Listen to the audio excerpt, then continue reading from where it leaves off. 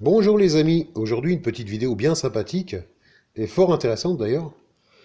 Donc on va parler de l'autonomie et des plantes médicinales. Donc je pense que vous avez tous reconnu cette superbe couleur bleue, hein, donc il s'agit du bleuet. Voilà, donc la fleur de bleuet.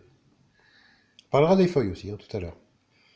Donc le bleuet, plante médicinale qui traite pas mal de choses, hein.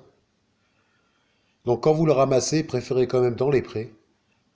Voilà. Des fois il y a une colonie comme ça de bleuets, bon, préférez quand même les prés plutôt que vers des champs de céréales, où on ne sait pas en fait comment l'agriculteur donc traite son champ. Il y a peut-être des pesticides, hein. Donc vaut mieux quand même dans les prés. C'est mieux, c'est plus sûr. Bon, et bien sûr, hein, ne ramassez pas tout. Laissez-en, voilà, vous prenez ce que vous avez besoin, et vous laissez quand même, on va dire, allez, une bonne moitié de ce qu'il y a, hein, voilà, pour perpétuer, hein, voilà. Ramassez pas tout, sinon, bah, à force, il n'y aura plus rien. Mais bon, on a quand même la chance dans la région de trouver pas mal de bleuets. Donc quand c'est la saison, bah, on y va gaiement, voilà. Donc le bleuet, les propriétés médicinales du bleuet sont quand même multiples et variées. Bon, déjà, on va parler des feuilles, hein, avant de parler de la fleur. Donc il faut savoir que les feuilles de bleuet sont anti-rhumatismiques. Pas mal. Ensuite, les fleurs de bleuet séchées, ou faites en infusion, ou en diverses pratiques, ou en eau de bleuet aussi, si vous savez donc le faire. Donc c'est un formidable stimulant du métabolisme digestif et du transit intestinal, voilà. Ça traite tous les troubles gastriques, ça renforce l'activité du foie, ça traite la résistance aux infections, donc c'est quand même bien, hein. Je veux dire, hein, donc ça traite également les plaies et les affections ulcéreuses. C'est pas à négliger, voilà, on va dire. Et bien sûr, hein, le traitement le plus connu, hein, du bleuet, c'est en ce qui concerne l'irritation, la fatigue des yeux, la conjonctivite, voilà. Donc là, pour la conjonctivite, tout ce qui concerne les yeux, bah, vous faites en infusion, vous laissez refroidir, vous y mettez un petit peu de coton, vous trempez la solution donc infusée, et vous l'appliquez donc sur les yeux 10 à 15 minutes. Voilà. C'est vrai que c'est quand même assez efficace, hein. C'est vrai que la nature, en fait, nous donne tout ce qu'on a besoin pour se soigner. Il suffit un petit peu de se cultiver là-dessus.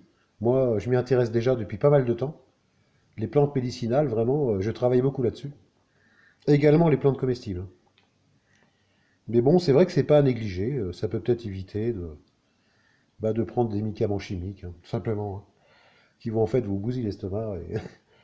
Mais enfin, on va pas épiloguer là-dessus, c'est un autre problème. Et comme en ce moment, donc, je suis en train de faire du sirop de sureau, donc je vais vous montrer ça aussi. Parce que le sureau a également des propriétés bénéfiques multiples, hein.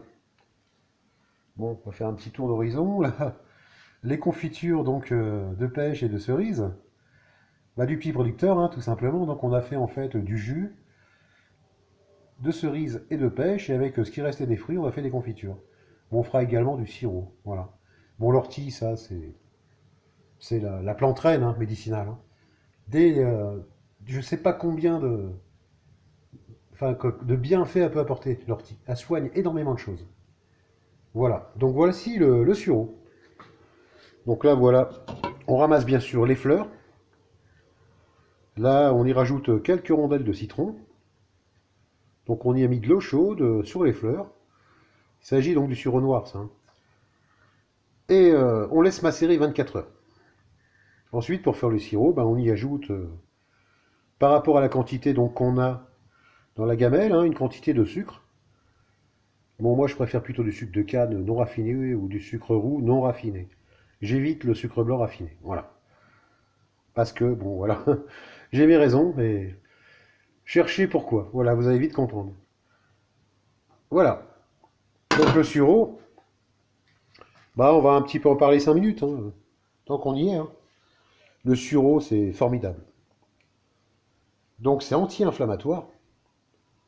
C'est pas mal hein, quand même, hein. Vous imaginez, ça vous évite quand même toute une panoplie de médicaments chimiques. C'est également anti-rhumatismique, comme le bleuet. C'est antiviral.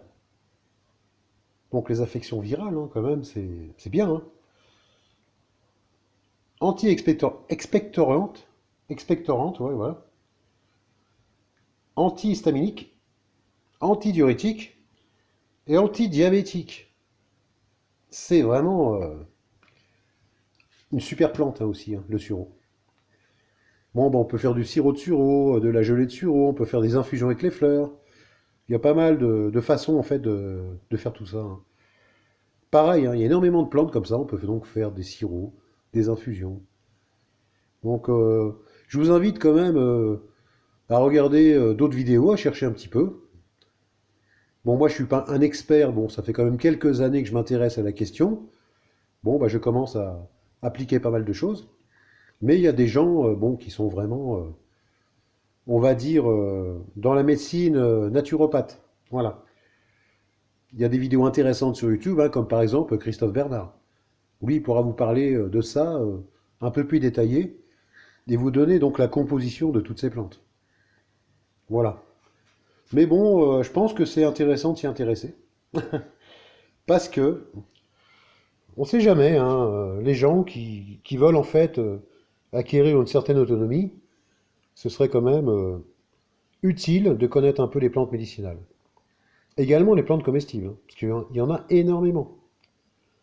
En fait, la nature nous donne tout ce qu'il faut, soit pour se nourrir, soit pour se soigner. Voilà les amis, donc je vous souhaite un bon visionnage, et je vous dis à une prochaine vidéo. Ah ciao ciao.